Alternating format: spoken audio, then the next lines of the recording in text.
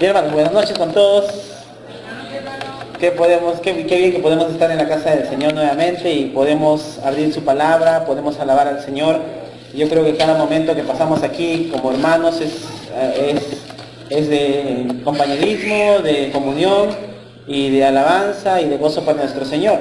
En esta noche vamos a iniciar una nueva serie de estudios y hemos llevado hasta ahora acerca del temor de Dios y los diferentes ámbitos en los que se puede ver en la palabra de Dios este tema tan importante del temor de Dios. Hemos escuchado acerca de que el principio de la sabiduría, por ejemplo, es el temor de Dios. Ahora, a partir del día de hoy, por las noches, vamos a estar llevando el tema del conocimiento de Dios. El conocimiento de Dios. Y para eso vamos a abrir nuestras Biblias, por favor, hermanos, en el libro de Jeremías, capítulo 9, versículo 23. Buscando todos conmigo, por favor, el libro de Jeremías, capítulo 9, versículos 23. Lo leemos, por favor, todos conmigo a una sola voz. Jeremías 9, 23 y 24. Así dijo Jehová: no se alabe el sabio en su sabiduría, ni en su valentía se alabe el valiente, ni el rico se alabe en sus riquezas. Mas alábese en esto el que se hubiere de alabar, en entenderme y conocerme, que yo soy Jehová, que hago misericordia, juicio y justicia en la tierra, porque estas cosas quiero, dice Jehová. Vamos a orar, por favor.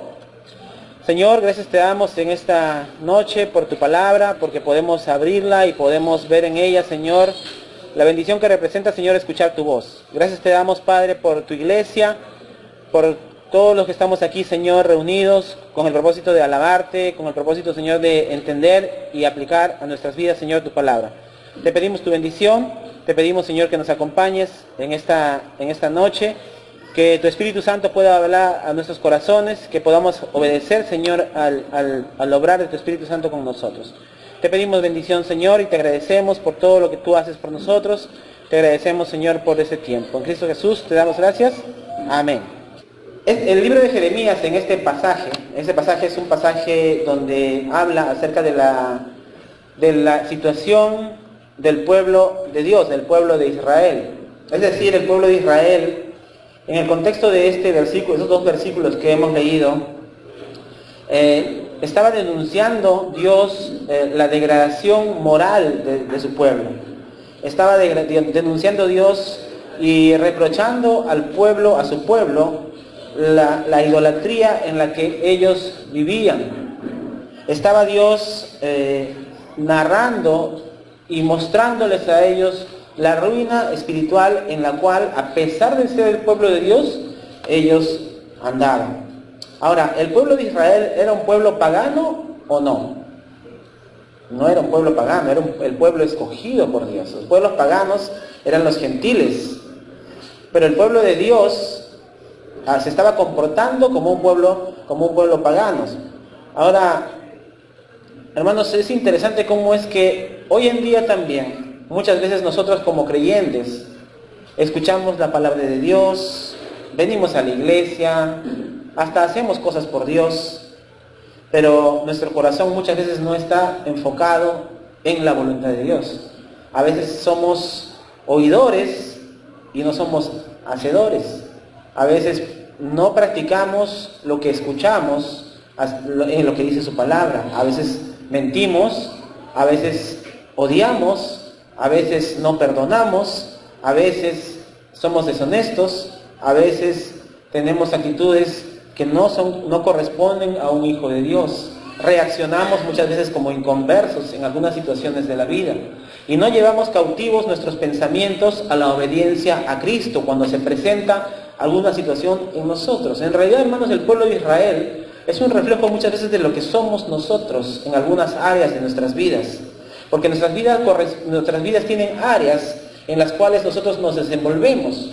Y en alguna de las áreas a veces somos tan duros, así como lo era el pueblo de Israel. Pasado el tiempo, el pueblo de Israel sufrió las consecuencias de su pecado. Pasado el tiempo, el pueblo de Israel sufrió aquello que ellos mismos buscaron. Porque lo que el hombre sembrare, eso también cegará. Es lo que dice la palabra de Dios, es lo que se vio en el pueblo de Dios, en el pueblo de Israel, y lo que hoy en día también se ve como realidad de muchas personas. El mensaje de la mañana fue un mensaje muy directo, porque es importante entender nuestra posición delante de Dios. Es importante entender y examinar nuestras vidas, porque es importante, hermanos, saber si realmente estamos en Cristo, si realmente somos hijos de Dios, si realmente no nos estamos engañando de creer en un cristianismo superficial, un cristianismo que solamente es una máscara. Hermanos, el pueblo de Israel era un pueblo totalmente alejado de Dios, a pesar de que era el pueblo escogido de Dios. Y es el mismo caso que puede suceder con cualquiera de nosotros. Nadie está libre de caer. Por eso es que la palabra de Dios, en lo que vamos a ver en adelante, nos anima a poder entrar a nosotros a conocer a ese Dios de una manera personal. Dice el pasaje que hemos leído, así dijo Jehová, no se alabe el sabio en su sabiduría, ni en su valentía se alabe el valiente, ni el rico se alabe en sus riquezas. Hermanos, es interesante cómo es que el ser humano tiene la tendencia a gloriarse, a vanagloriarse, a tener orgullo y a tener satisfacción. Y no es malo tener satisfacción. Pero el conocimiento de Dios debe ser algo muy importante, y yo creo que lo más importante, de lo cual nosotros nos deberíamos gloriar. La gente en el pueblo de Israel, en este contexto, vivía una vida, como mencionamos nuevamente, alejada de Dios. Y si vamos a Oseas capítulo 4, versículo 6, se menciona una frase muy interesante. Oseas 4, 6, en la primera parte dice, mi pueblo fue destruido porque le faltó conocimiento. Mi pueblo fue destruido porque le faltó conocimiento. Ahora, ¿al pueblo de Israel le faltó conocimiento intelectual? Yo creo que no, porque ellos se sabían de memoria mucho de la Escritura. Desde pequeñitos ellos memorizaban la Escritura. Pero si nosotros nos vamos al concepto de conocimiento, simplemente como concepto vamos a llegar a la conclusión de que la palabra de Dios aquí no se refiere al conocimiento meramente intelectual, o sea, lo que tú conoces, lo que te dicen y lo que queda acá en la mente. Está hablando de un conocimiento más profundo aún. Isaías 55, 13 también nos menciona algo así. Por tanto, mi pueblo fue llevado cautivo porque no tuvo conocimiento, y su gloria pereció de hambre y su multitud se secó de sed. El pueblo de Israel fue castigado duramente, fueron sacados, arrancados de su tierra, llevados cautivos a otra nación que no era su nación. Adultos, ancianos, niños, jóvenes fueron llevados cautivos a la ciudad, al imperio babilónico. Y vemos cómo fue castigado el pueblo de Israel a causa de su falta de conocimiento, por lo que dice aquí Isaías capítulo 5, versículo 13. Hermanos, el conocimiento intelectual no es el conocimiento del cual se está hablando aquí. Es el conocimiento acerca de la persona de Dios. Es ese conocimiento de vivir al Señor. Es como decir, tú conoces a una persona X o no la conoces. Tenemos que llegar al punto de entender que el conocimiento no solamente es lo intelectual, sino es llegar a conocer personalmente a Cristo como nuestro Señor, a ese Dios glorioso y todopoderoso que se acercó a nosotros y quiere que nosotros nos acerquemos a Él, quiere que nosotros seamos familiares, que el lenguaje que tengamos con Él sea familiar, que Él ya nos conozca de por sí y nosotros le conozcamos de una manera personal. Regresando a nuestro pasaje de Jeremías, dice que el hecho de gloriarse en la sabiduría, en la valentía o en la riqueza es algo superficial. Nosotros como seres humanos podríamos gloriarnos de la sabiduría de este mundo. Por ejemplo, el hecho de estudiar es algo que tenemos que hacer los que estamos en esta tierra y nos desarrollamos en algún ámbito del conocimiento. Tenemos que estudiar y podemos llegar lejos en el estudio. Podemos hacer maestrías, podemos llegar a mucho de lo que es la ciencia, las artes o las letras. Y podríamos vanagloriarnos. ¿Y cuántos de nosotros no hemos visto y vemos personas en el mundo secular que se glorían y se vanaglorían por lo que conocen. Es un capo, dicen, ¿no? En algunas áreas de conocimiento. Un capo en ciencias, un capo en matemáticas, un capo en arte. Nadie le gana, como se decir, y esa persona podría sentirse contenta de llegar a tener este nivel, como diríamos, ¿no? También podríamos llegar a ser hábiles o gloriarnos en el conocimiento de tantas cosas, hasta en el conocimiento de la cocina, ¿no? Porque los que saben cocinar, hay chefs ahora que cocinan muy rico, ¿no? Y el hecho de conocer los hace sentirse orgullosos. Tenemos en nuestro país los cocineros más renombrados, muchos cocineros renombrados en el mundo. El chancón del salón tiene la tendencia a tener cierto orgullo, ¿no? Yo creo que algunos tienen esa característica o esa habilidad de ser siempre el número 1, el número 2 en el aula, pero ¿es un motivo de gloriarse esto, según lo que vemos en la palabra de Dios? No, porque sabemos que quien nos da el conocimiento, quien nos da la inteligencia, quien nos da la habilidad para poder realizar algún tipo de actividad es Dios. Entonces no habría razón por la cual van a gloriarnos. Cada uno de ustedes tiene una habilidad y algún tipo de inteligencia, algún tipo de sabiduría, pero no nos corresponde como seres humanos a gloriarnos por aquello que nosotros hacemos. Por eso Dios dijo al pueblo de Israel: tú puedes ser muy inteligente, tú puedes ser muy sabio con las cosas de este mundo, pero eso no debe ser motivo para que tú te gloríes. También le dice, ni en su valentía, versículo 23 de Jeremías 9, ni en su valentía, ¿no? Valentía o fuerza, diríamos, ¿no? Algunas personas son muy fuertes y muy valientes y muy capaces de hacer cosas, por ejemplo, deportivas, por ejemplo, arriesgadas, ¿no? Y la juventud es un tiempo donde uno se arriesga, muchas veces hace deportes de aventura. Yo cuando era chico en el colegio recuerdo que siempre teníamos, ahí en Ricardo Palma, en el colegio Surquillo, en la zona más brava de Surquillo en esos tiempos, no teníamos muchas cosas para el recreo, había pampa, pero había así barras y paralelas. Y me acuerdo que hacíamos barras y paralelas, y yo era gordito igual, pero tenía fuerza en los brazos, me hacía 8 hasta 9 barras, ¿no? Así, eso que se levanta uno el cuello sobre esto. Y también esas paralelas que eso sí no podía hacer, y mis compañeros lo hacían, pues eran muy hábiles en eso, ¿no? Y los chicos pues con las paralelas, los brazos, y eran muy fuertes. Ahora ha pasado los años y veo no asisto a las reuniones de la promoción, pero veo las fotos, ya todos están panzones, están viejos, y ya no llegan, ya no pueden hacer lo que hacían antes. El hecho de gloriarse por el físico, por la valentía, por la fuerza que podemos tener, dura poco tiempo. No es el tiempo de toda la vida que vas a ser fuerte, que vas a ser atlético, que vas a tener valentía, porque pasan los años y terminará. Tampoco la riqueza, porque la riqueza es efímera y es superficial. No trae felicidad la riqueza de este mundo, solamente es un medio para nosotros que somos cristianos. La riqueza que obtenemos en esta tierra, la habilidad para obtener riqueza, no debería ser un motivo, según Dios, para gloriarnos, para vanagloriarnos, porque la riqueza se esfuma muchas veces, se puede fracasar, se puede terminar, y al fin y al cabo, aunque tengas la riqueza, no vas a ser feliz igual, porque la riqueza no trae felicidad. La abundancia de bienes no garantiza la tranquilidad y la paz que solamente Dios puede dar.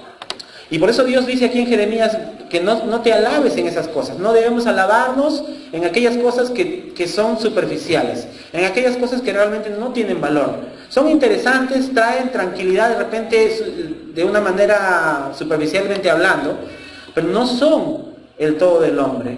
No son aquello que van a llenar nuestra vida.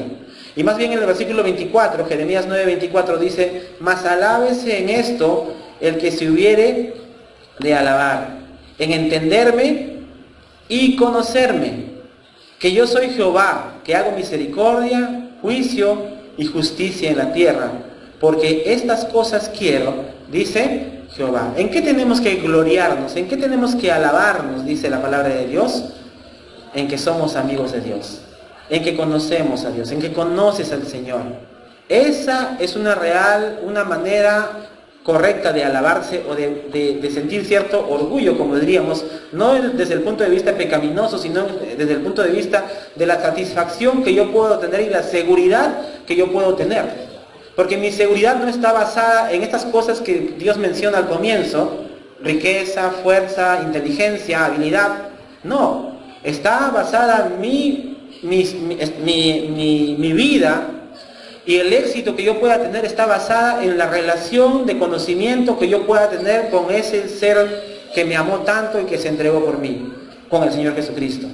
En conocer a Cristo debería ser nuestra satisfacción, nuestra gloria.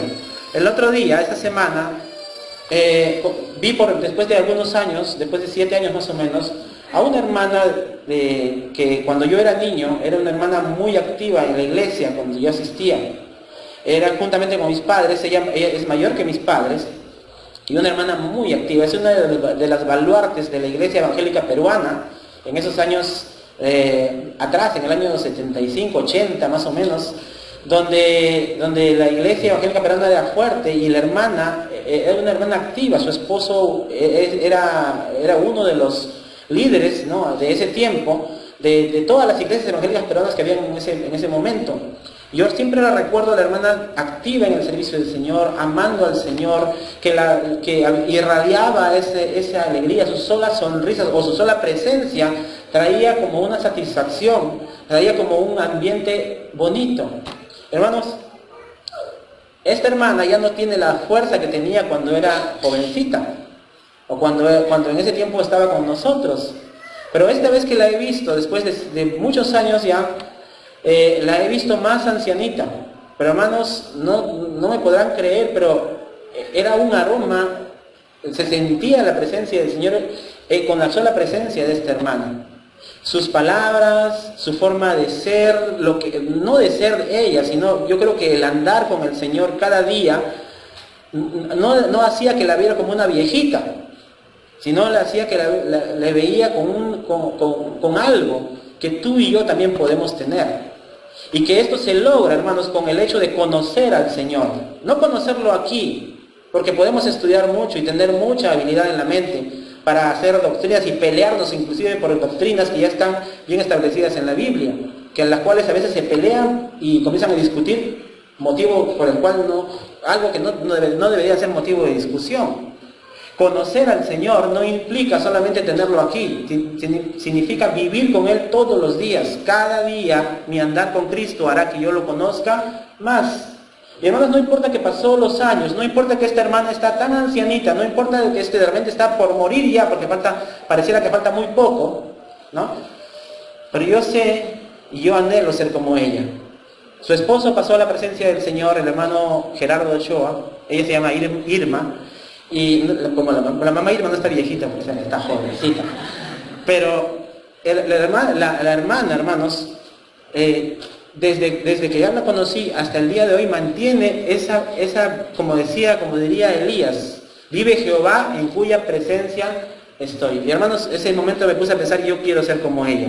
Yo quiero ser así hasta que sea viejito o hasta que el Señor me lleve de aquí. No sabemos cuándo podemos irnos. O sea, puede ser, no sabemos cuándo podemos irnos. Simplemente que yo sé que mi Redentor vive y en mi carne dice, he de ver a Dios, como decía Job. Pasaremos a la presencia del Señor y estaremos siempre con el Señor, conociéndole cada día, viviendo con Él de una manera diaria. Nuestro cristianismo, no un cristianismo superficial, no un cristianismo que tiene que ver solamente con religiosidad, de asistir a la iglesia, de escuchar y salir y de repente vivir una vida como el inconverso en la calle. O simplemente como un religioso de repente en la calle, pero no practicando ni andando diariamente con el Señor. Colosenses capítulo 1, versículos del 9 al 11, dice lo siguiente. Vemos y este va a ser nuestro pasaje en el cual vamos a meditar, en el cual vamos a estudiar. Colosenses 1, del 9 al 11. Son solamente 2 versículos que vamos a ver en esta noche en relación al deseo del apóstol Pablo y de la oración que tenía el apóstol Pablo, porque él deseaba que el pueblo de Dios conozca a Dios, que el pueblo de Dios conozca al Todopoderoso y su voluntad. Vamos a ver Colosenses 1, del 9 al 11. Dice así: Por lo cual, también nosotros, desde el día que lo oímos, no cesamos de orar por vosotros y de pedir que seáis llenos del conocimiento de su voluntad en toda sabiduría e inteligencia espiritual. El versículo 9, ¿no? Entonces, Pablo oraba, dice, no cesamos de orar por vosotros y de pedir que seáis llenos del conocimiento de su voluntad. Hermanos, no nos alabemos, como veíamos en Jeremías, no debemos alabarnos por las cosas de este mundo, ni lo que nosotros podemos hacer, ni lo que podemos ser. Tenemos que alabarnos en entender y conocer al Señor. Entender y conocer al Señor. Y Pablo es lo mismo que deseaba para el pueblo, para la iglesia en Colosas, que ellos puedan ser llenos del conocimiento. La primera frase de este versículo se ve allí y son 3 palabras. Dice, por lo cual. Por lo cual. Él está aludiendo allí al informe en que en el versículo 8 le llegó a él por medio de Epafras. Epafras había dado testimonio de que la iglesia en Colosas era una iglesia muy buena. Era una iglesia que estaba camino a la madurez. Era una iglesia que tenía muy buenas cualidades. Y Pablo se sentía contento porque era una iglesia buena. Pero él sabía que esa situación, esa característica, ese buen momento de esa iglesia podía venirse abajo en cualquier momento. Porque sabemos que hay un enemigo que está alrededor buscando a quien devorar. Y tú, hermano, y yo podemos estar bien en algún momento de nuestras vidas con Dios, pero tenemos que saber que hay un enemigo que está dando vueltas para buscar cómo destruir nuestras vidas.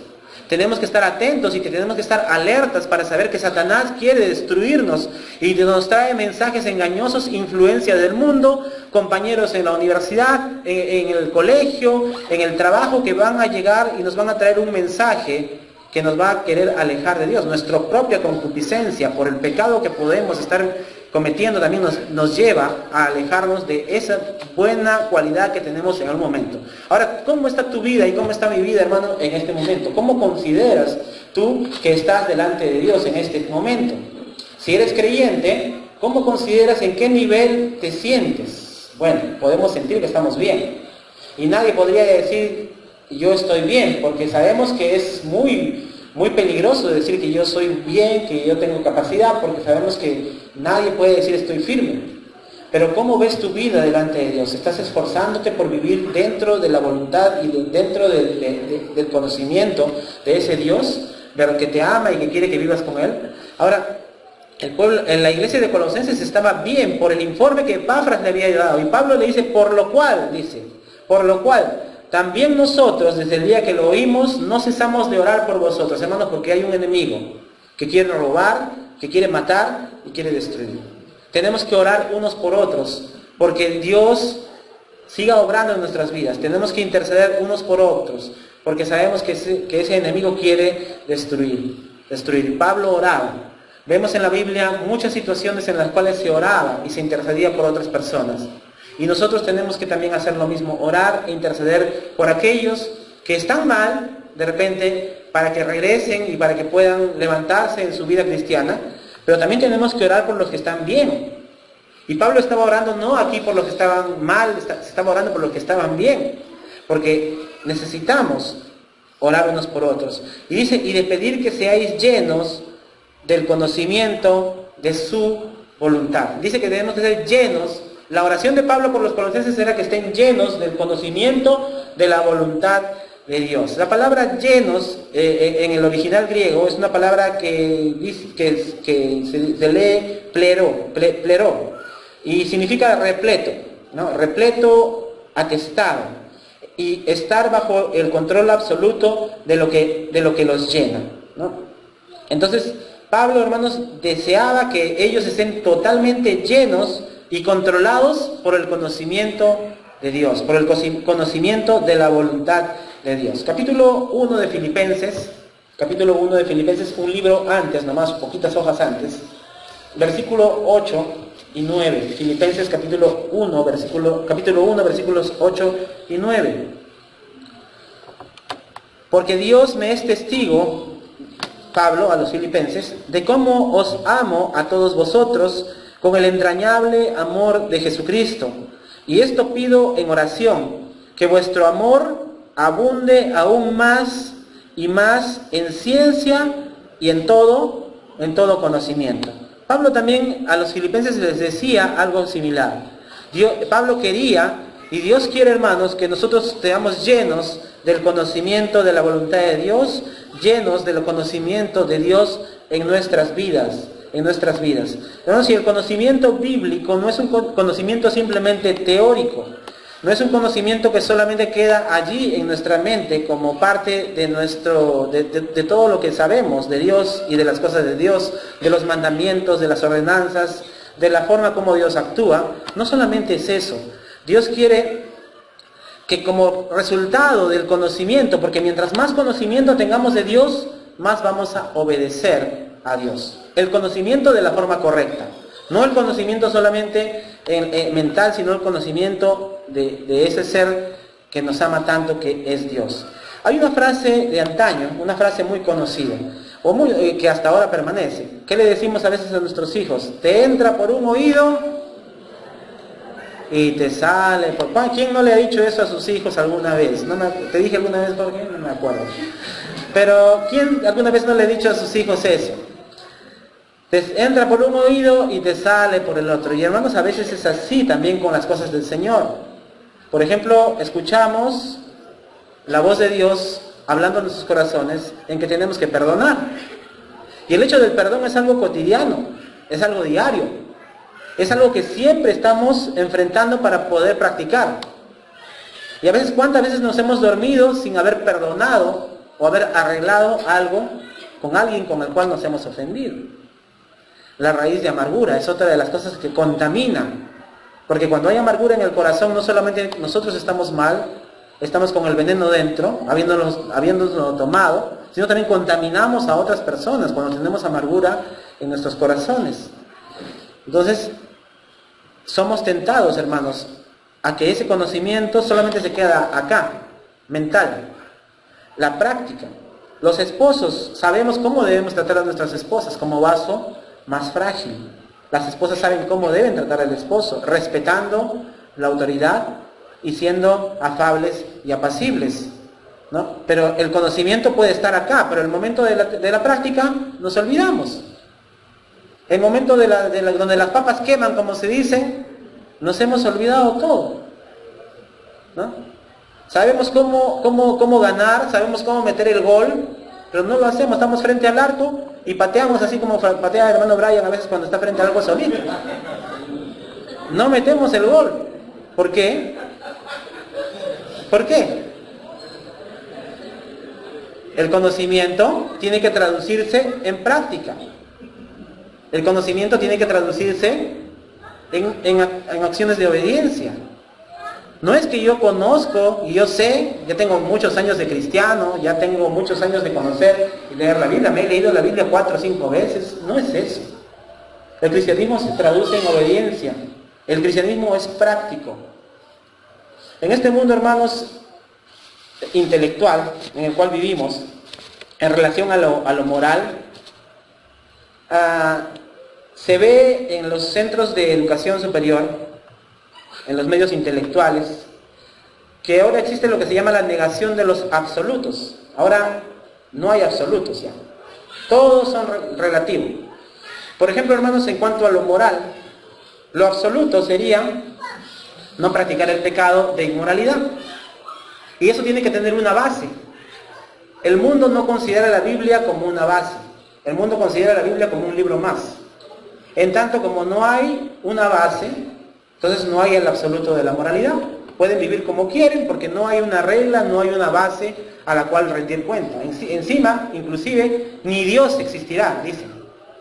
Entonces, en este tiempo, esa característica de la negación de los absolutos nos lleva a entender que no hay una autoridad determinada que ellos reconozcan. Pero hermanos, para nosotros sí hay una autoridad. Y esa autoridad es Dios. Y Dios estableció en su palabra aquellas cosas de las cuales nosotros podemos basarnos para poder vivir bien y agradando a Dios.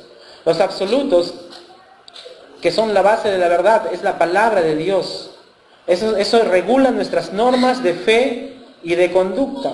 Entonces, para nosotros como cristianos, el hecho de no conocer o ignorar la palabra de Dios es fatal. Necesitamos la palabra de Dios como esa base para poder vivir agradando a Dios. Nadie puede agradar a Dios si no conoce sus principios establecidos.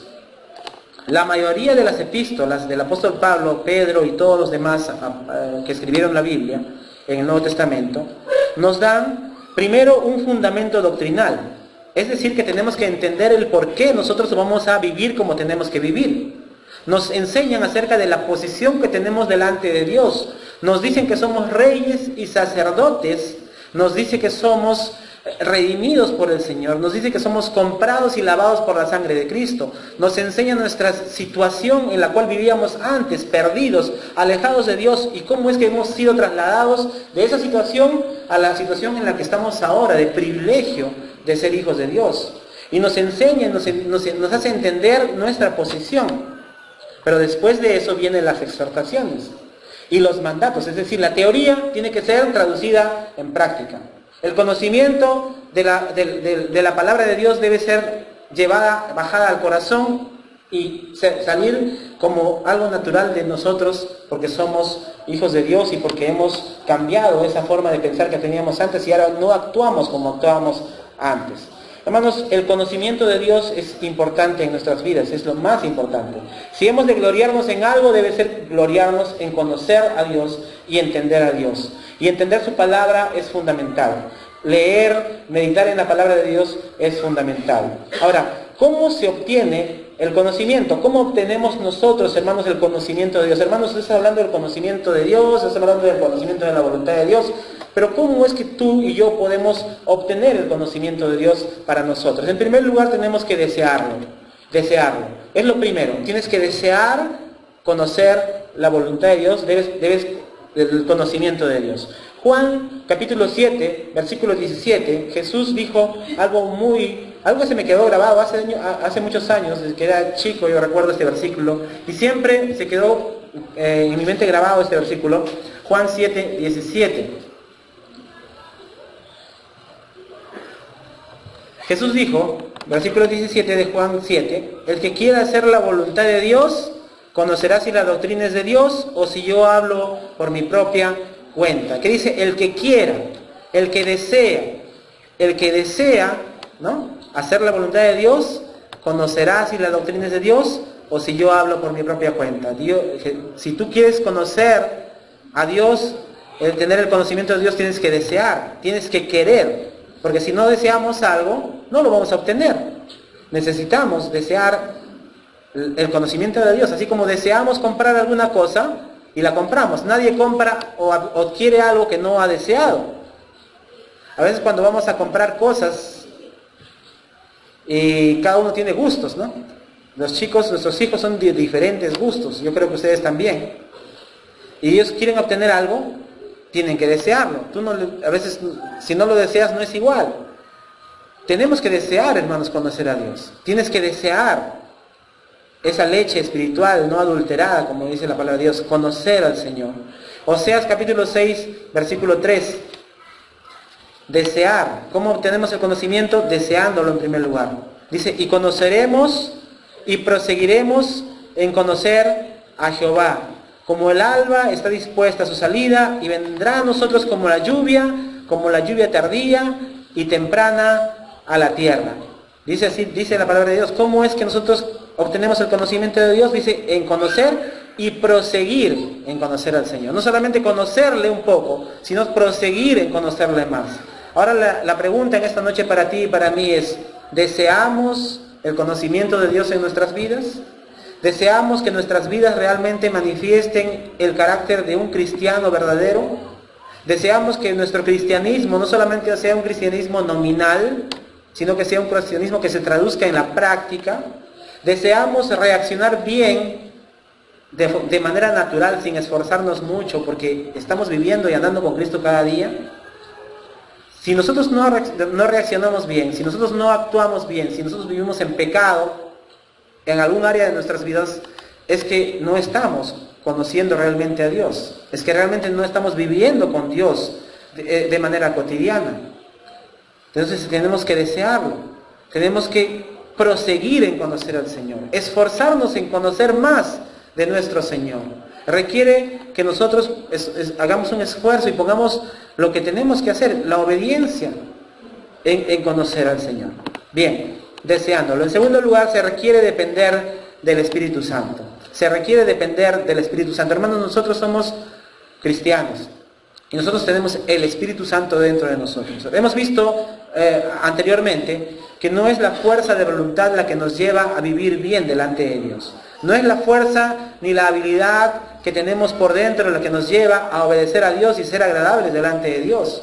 Es su Espíritu Santo realizando una obra en nosotros. La semana pasada vimos cómo es que andamos en el Espíritu.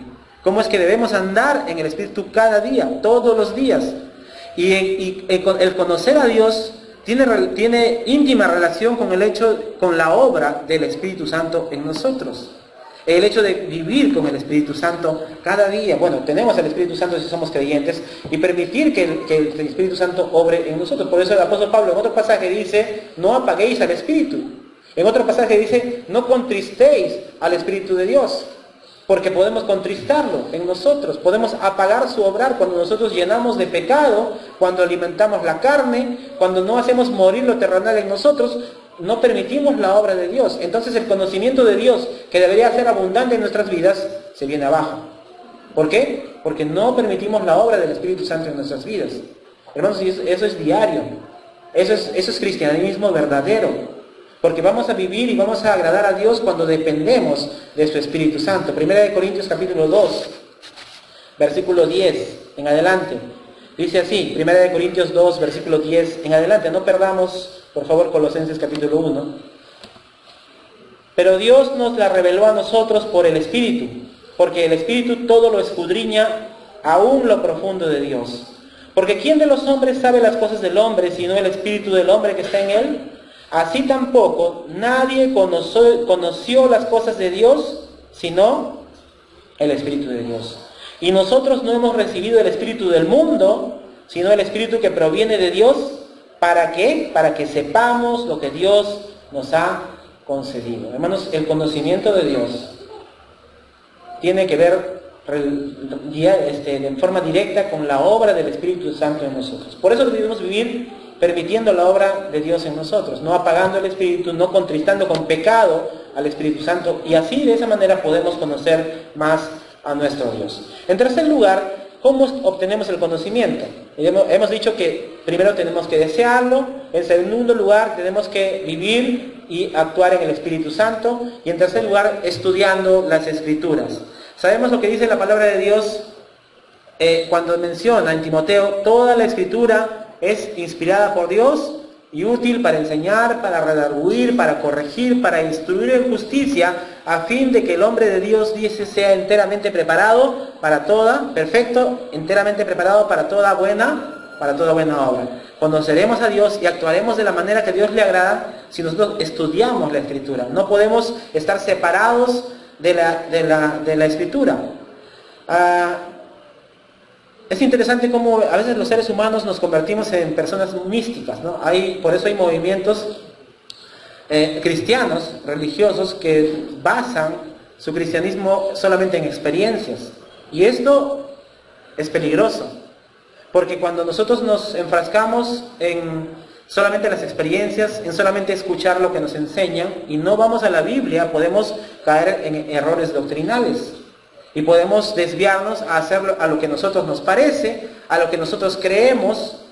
Pero como dice en la palabra de Dios, en toda situación de la vida hay una frase que siempre me quedó grabada: a la ley y al testimonio. A la ley y al testimonio. Siempre tenemos que ir a la palabra de Dios. No podemos conocer a Dios, no puedes tener un conocimiento de Dios y vivir una vida agradable a Dios si no conoces su palabra.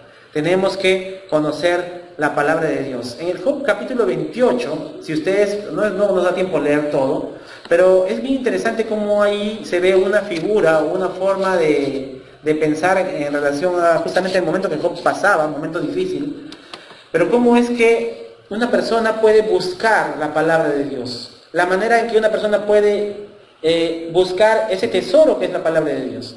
Salmo 119, todo el Salmo 119 nos habla acerca de lo hermosa que es la palabra de Dios, de lo hermoso que es confiar y meterse y conocer la palabra de Dios. El Salmo 19 también, a partir del versículo 7, lo menciona. Y Job 28 dice lo siguiente, un poquito, vamos a leerlo, 28, 1 y 2. ¿Cómo tenemos que buscar la palabra de Dios? ¿Cómo tenemos que ir a la palabra de Dios? Miren, dice así: ciertamente la plata tiene sus veneros, y el oro lugar donde se refina. El hierro se saca del polvo, y de la piedra se funde el cobre. A las tinieblas ponen término y examinan todo a la perfección. Las piedras que hay en la oscuridad y en sombra de muerte, abren minas lejos de lo habitado, en lugares olvidados donde el pie no pasa. Son suspendidos y balanceados lejos de los demás hombres. De la tierra nace el pan, y debajo de ella está como convertida en fuego. Hermanos, está mencionando acerca de que la palabra de Dios es como un tesoro. Si la gente busca el oro, si la gente hace maravillas para buscar la plata, las piedras preciosas, escarban, hacen búsquedas bien sacrificadas, el pan, para hacerlo tienen que trabajar duramente, tienen que cosechar primero, hacer todo el proceso y se llega a hacer el pan. Y todos, Job 28 habla acerca de cómo es que nosotros deberíamos buscar la palabra de Dios, cómo es que nosotros deberíamos irnos y sumergirnos para conocer más acerca de la palabra de Dios. Y no podemos conocer a Dios, hermanos, si no conocemos su palabra. Entonces, ¿cómo es que tú puedes conocer a Dios? En primer lugar, deseándolo. Si no lo deseas, no vas a conocer a Dios. Si tú no tienes ganas de conocer a Dios, no lo vas a hacer. Pero es raro que un creyente no tenga ganas de conocer a Dios. En segundo lugar, dependamos del Espíritu Santo, ¿no? No solamente es conocimiento intelectual, sino es también dependencia del Espíritu Santo en un equilibrio que nos va a llegar a conocer a Dios justamente también a través de su palabra. Así como Job buscó a Dios de esa manera que menciona ahí, nosotros debemos buscar la palabra de Dios y amar la palabra de Dios. Bien, ahora sí que regresamos a nuestro pasaje, Colosenses capítulo 1, que estábamos viendo, y continuamos en el versículo 9, nuevamente. Por lo cual también nosotros, desde el día que lo oímos, no cesamos de orar por vosotros y de pedir que seáis llenos del conocimiento de su voluntad, en toda sabiduría e inteligencia espiritual. Hermanos, Pablo está orando, como hemos mencionado, para que alcancemos el conocimiento de la voluntad de Dios. Hermanos, y la voluntad de Dios no es un secreto. Mucha gente dice, uy, tengo que orar por la voluntad de Dios, y lo asocian a la chica o al muchacho que vendrá para ellos. No, la voluntad de Dios todavía no llegó a mi vida. Así he escuchado muchas veces en las iglesias anteriores que venía, decía, estoy esperando la voluntad de Dios, no llega todavía, ¿no? La voluntad de Dios no es eso. La voluntad de Dios está claramente descrita en la Biblia para nosotros. Por ejemplo, la voluntad de Dios es que una persona se salve. Dios no quiere que nadie se pierda. Dios quiere que todos vayamos al cielo, que estemos con Él por siempre. Es la voluntad de Dios que el mundo y la gente pueda recibir el Evangelio y pueda convertirse a Cristo, porque si no van al infierno. Es la voluntad de Dios que una persona sea llena del Espíritu Santo. Es la voluntad de Dios que una persona viva en el Espíritu Santo diariamente. Es la voluntad de Dios nuestra santificación, que nos apartemos de la fornicación, que nos apartemos de los pecados que contaminan nuestra mente y nuestro corazón, que seamos santos como nuestro Padre es santo. Eso es la voluntad de Dios. Es la voluntad de Dios que nosotros nos sometamos al gobierno que es de turno. Si estamos gobernados en este momento por alguien, tenemos que orar por nuestro gobernante y tenemos que sujetarnos a la autoridad, tenemos que sujetarnos a las situaciones, a las leyes de este país, y tenemos que sujetarnos porque es la voluntad de Dios que nos sujetemos al gobierno. Es la voluntad de Dios a veces el sufrimiento en nuestras vidas. No es que Dios nos convertimos y todos los problemas se acaban, porque a veces podemos cometer el error. Ven a Cristo y tus problemas se acabarán. Eso no es verdad. Es la voluntad que muchas veces padezcamos en nombre del Señor. En obediencia al Señor padecemos muchas veces persecución. Es la voluntad de Dios. Y es la voluntad de Dios que seamos agradecidos también en todo lo que nos sucede. Sean cosas malas o sean cosas buenas. Las cosas malas a veces no dan ganas de ser agradecidos, pero tenemos que agradecer. Porque a veces las cosas malas nos llevan a poder ver la mano de Dios en alguna parte de nuestras vidas. Lo que pasaron ustedes en estas vacaciones es diferente a lo que yo pasé en estas vacaciones. Con mi familia hemos pasado, como ustedes saben ya, el accidente de fractura de mi hijo. Hemos perdido algunas cosas que ya les comenté antes, pero hemos visto el propósito de Dios en esa situación. Y es la voluntad que agradezcamos a Dios por lo que pasó. Yo no sé qué está pasando usted en esta noche, en su vida, qué circunstancia está viviendo, en relación de repente a sus hijos, en relación a su casa, en relación a su esposa, a su esposo, al vecino, al trabajo.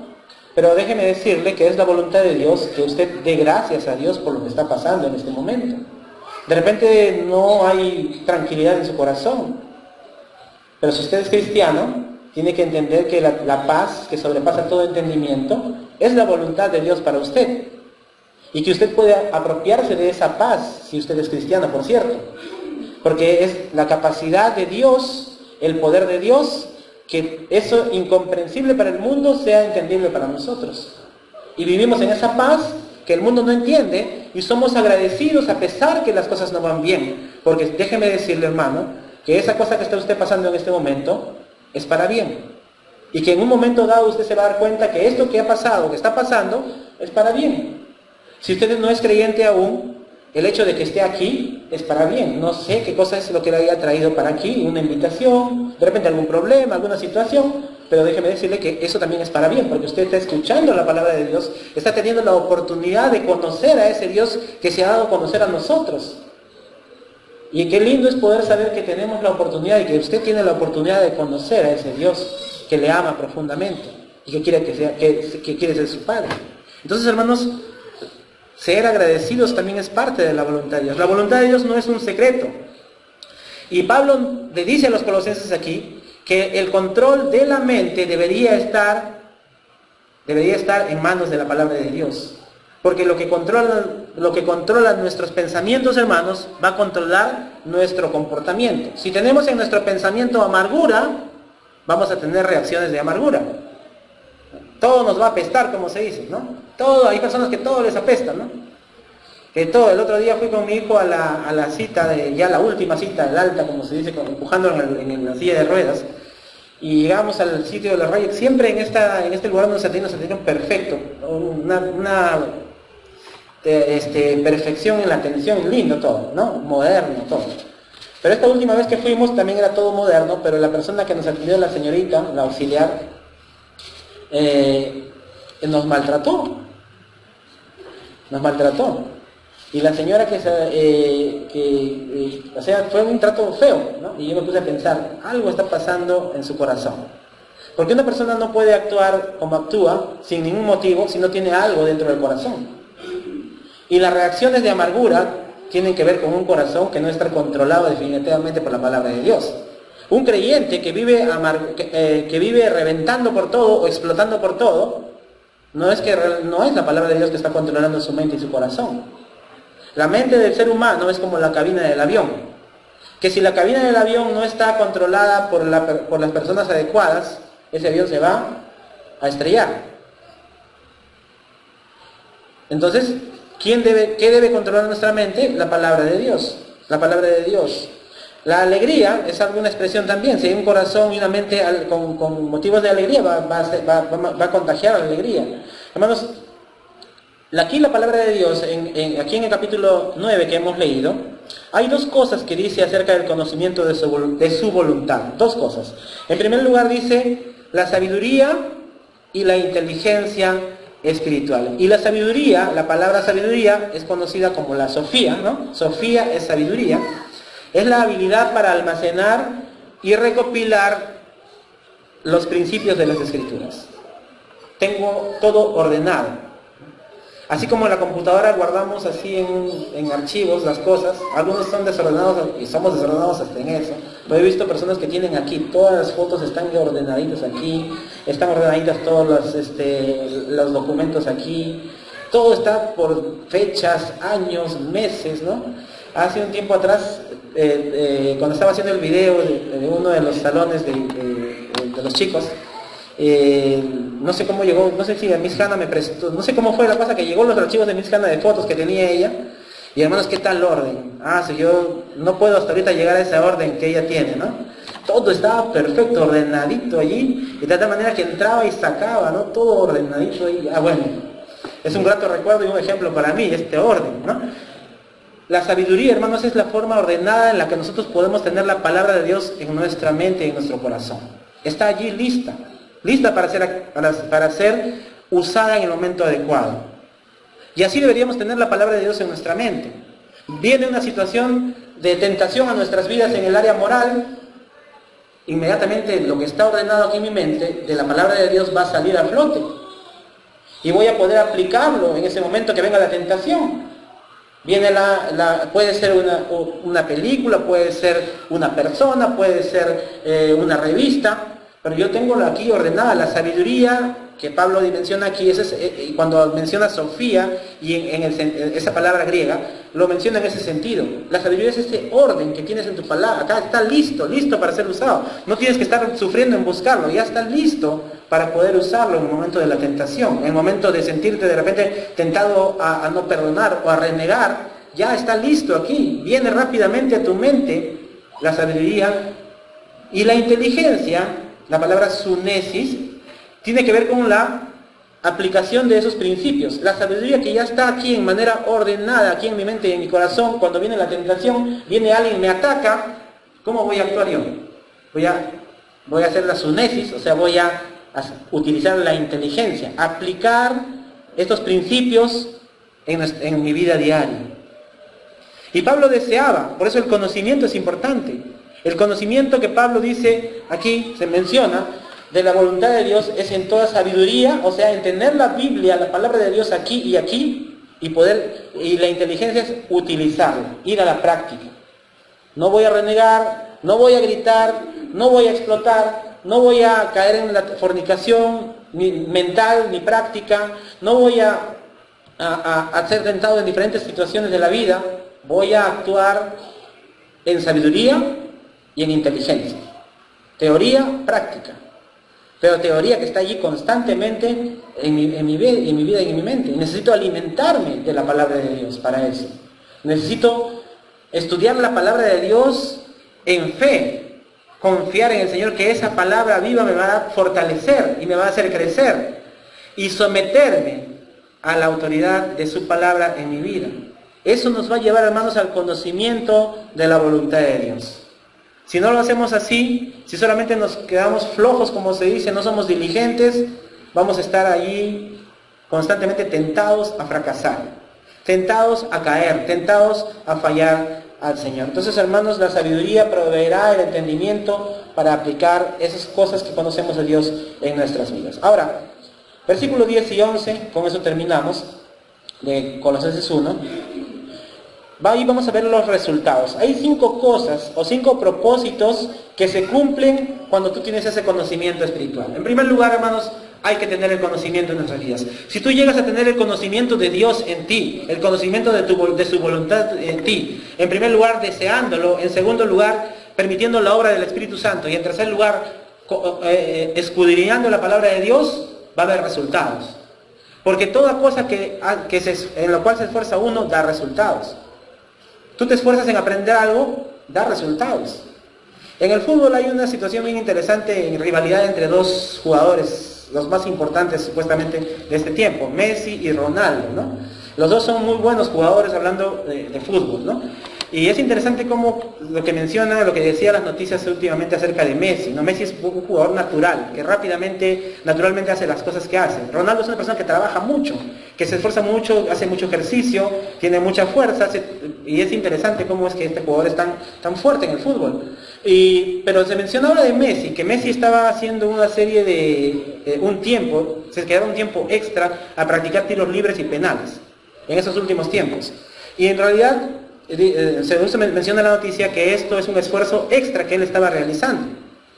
Entonces, según lo que dicen los periodistas y eso es lo que está dando como resultado lo que últimamente está él haciendo con su club, el club de fútbol, ¿no? Son tiros que parecen milimétricos, ¿no? No sé cómo hace para que lleguen, pero es porque se esforzó. Según la noticia, él se esforzó, practicó. El deportista se esfuerza y logra resultados. El intelectual se esfuerza y logra resultados. Estudias, logra resultados. Y nosotros somos soldados del Señor. El soldado, el atleta, como Pablo menciona en su palabra, no es coronado si no se prepara, si no lucha, si no se esfuerza, si no prosigue a la meta. No es coronado. Necesitamos, hermanos, esforzarnos, querer conocer a Dios, desear conocer a Dios, desear su palabra, desear la obra del Espíritu Santo en nosotros, permitir la obra del Espíritu Santo, no contristándolo y andando diariamente con Él. Y el resultado está aquí, versículo 10. ¿Qué resultado va a haber? En primer lugar, un andar digno. Versículo 10, la primera parte. Para que andéis como es digno del Señor, agradándole en todo. Hermanos, si conocemos a Dios, tú vas a agradar a Dios. Tú vas a tener un andar digno con Él, cada día. El andar que se menciona aquí, en la palabra griega, significa, es una pauta de conducta cotidiana.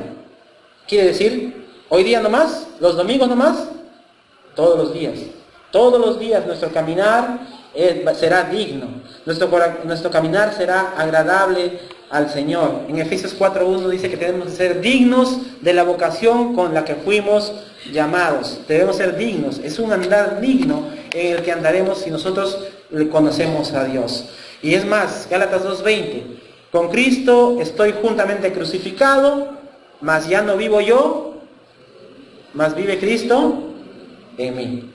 Y lo que vivo en la carne, no lo vivo yo, sino Cristo. Es interesante, hermanos, cómo el andar diario, el conocer a Dios nos va a llevar a andar diariamente digno del Señor.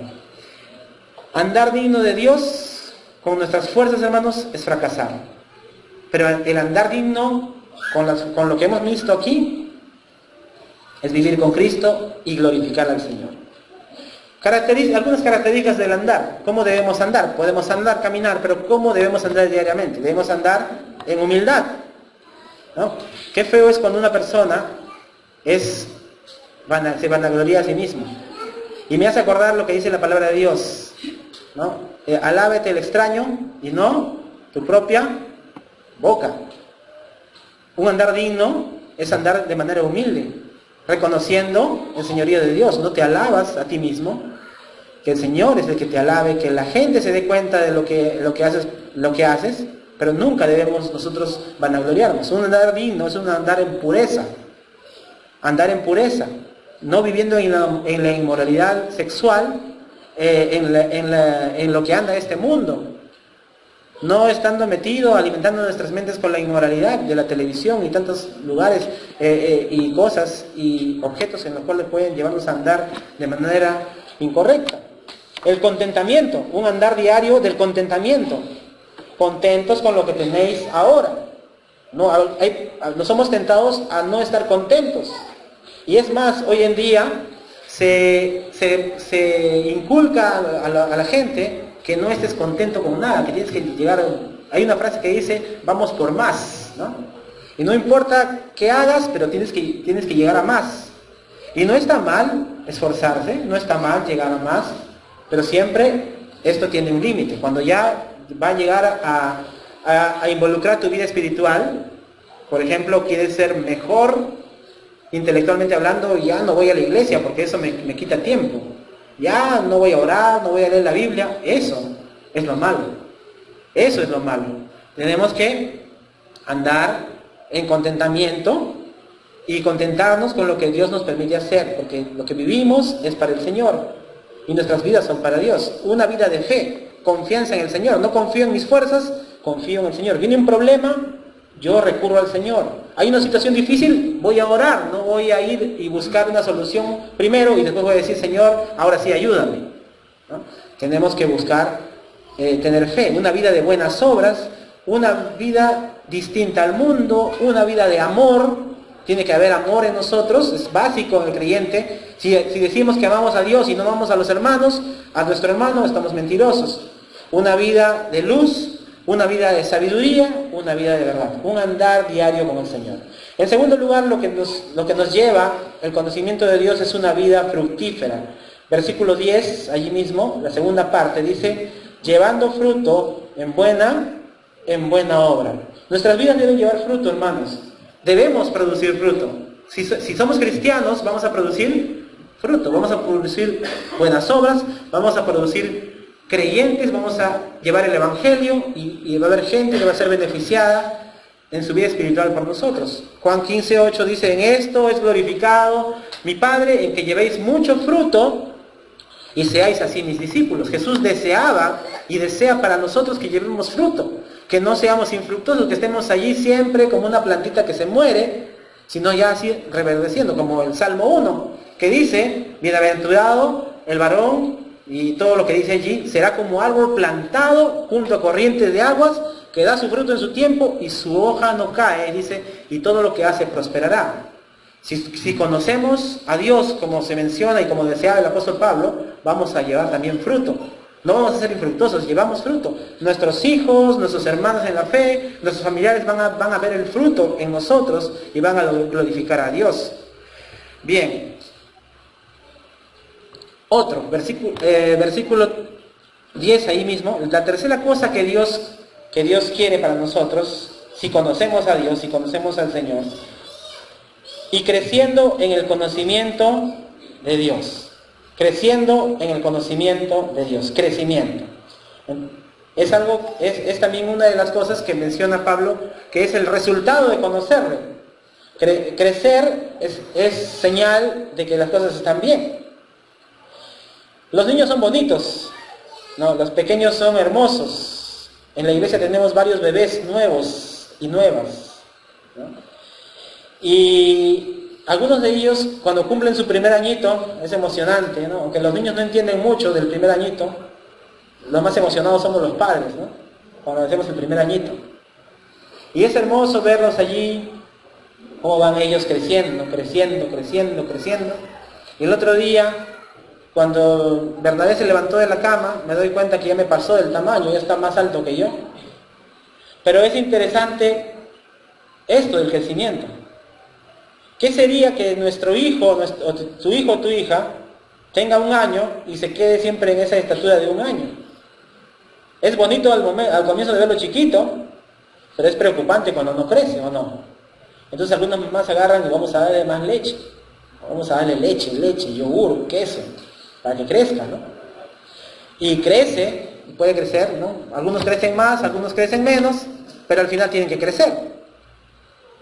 ¿Por qué? Porque el crecimiento es importante.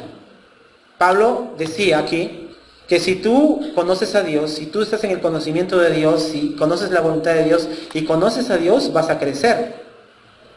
Y el crecimiento se ve en las actitudes y en las situaciones, en las cosas que tú tienes en tu vida al pasar el tiempo.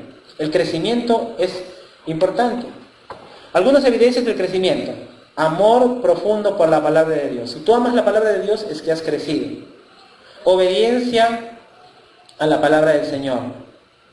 En esto sabemos que le conocemos si guardamos sus mandamientos. 1 Juan 2, versículo 3.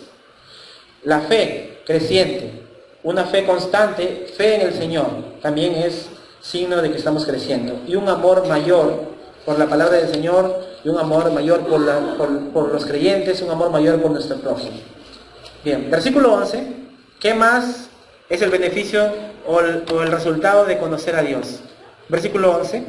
Fortalecidos con todo poder, conforme a la potencia de su gloria. Fortalecidos en todo poder. ¿Qué cosa más tenemos? Fortaleza. Si conoces a Dios, si llegas al conocimiento de Dios, al conocimiento de su voluntad, en toda sabiduría e inteligencia espiritual, dice la palabra del Señor aquí, que también vas a tener fortaleza. Y esa fortaleza va a ser en el poder de Dios. Fortalecido, la palabra fortalecido es un participio presente que indica una acción continua. No es como cuando te dan un impulso. Por ejemplo, a los niños les gusta esa cosa que se sientan ahí, el columpio, ¿no? Y que viene uno, o el que le empuja con fuerza, ¿no? Y el niño, cuando tiene la fuerza, pues está con fuerza. Pero llega un momento en que ya, salvo que sea un experto con los pies, va a llegar un momento en que ese columpio ya no va a ser tan fuerte. O sea, va a detenerse. Y en nuestra vida cristiana, hermanos, tenemos que tener fortaleza constante y diaria. Esta palabra fortalecido habla acerca que es continuo, que Dios no solamente nos fortalece al comienzo de nuestra vida cristiana, sino que todos los días nos está fortaleciendo a lo largo de toda la vida cristiana. No importa la edad, no importa los años, dice aquí la potencia de su gloria, donde hemos leído, ¿no? Esa fortaleza es conforme a la potencia de su gloria, es un poder ilimitado de Dios con nosotros. Hechos capítulo 1, versículo 8 dice, pero recibiréis poder cuando haya venido sobre vosotros el Espíritu Santo, dice. El Espíritu Santo, el Espíritu de Dios nos fortalece, nos da fortaleza. No estamos rápidamente derrotados porque tenemos la fortaleza de Dios. Y este poder, hermanos, esta fortaleza está disponible para nosotros a lo largo de nuestra vida cristiana, si estamos andando en el conocimiento de Dios. ¿Estás andando en el conocimiento de Dios? Vas a tener fortaleza. Y por último, versículo 11 también en la última parte, paciencia. Dice, para toda paciencia y longanimidad.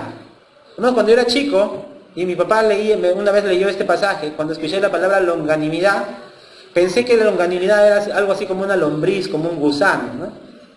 Pero después, conociendo, estudiando más la palabra de Dios, longanimidad tiene un significado que no tiene que ver nada con un gusano. Paciencia, hermanos, paciencia, paciencia. Resultado también de conocer a Dios, paciencia. ¿Cuántas veces necesitamos paciencia en nuestras vidas? Creo que mucha paciencia. La paciencia es algo que necesitamos muchas veces. Con situaciones de la vida, con personas, con nosotros mismos, paciencia. No tenemos paciencia. No nos tenemos paciencia. Pero la paciencia es algo que se va a lograr justamente cuando nosotros conocemos a Dios. Como de la manera que hemos visto. Si no tienes paciencia, es porque no conoces a Dios todavía como Él quiere que le conozcas. Si tú no tienes paciencia, si reaccionas y te vas y ya pierdes los papeles porque no tienes paciencia, las cosas a veces pueden ir mal. Y cuando aquí la palabra de Dios habla de paciencia y longanimidad, que prácticamente es lo mismo, es soportar con gozo y paciencia las pruebas. Situaciones difíciles, gozo y paciencia. Porque la paciencia es uno de los resultados justamente del conocimiento de Dios. Paciencia es ser paciente con las circunstancias y longanimidad es ser paciente con las personas.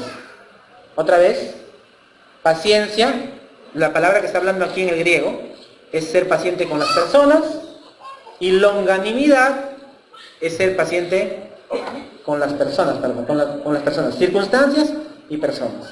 Yo voy a ser paciente con lo que me sucede, pero voy a ser paciente también con las personas. A veces hay personas en la vida cotidiana con las que sí hay que tener paciencia. Eso es longanimidad. No sé, piensa en alguien a la cual hay que tener mucha paciencia. Eso es longanimidad, ¿no? Y la otra palabra de la paciencia es con las circunstancias, lo que nos sucede, las cosas que nos suceden en la vida. No es una paciencia, como dirían, estoica, donde voy a estar con los dientes así rechinando, ¿no? Tengo paciencia, pero estoy ahí de manera rechinando los dientes. No es ese tipo de paciencia. Porque podemos tener ese tipo de paciencia también. Eso ya es lo que dice lo estoico, como se dice, ¿no? Sino es una paciencia con gozo.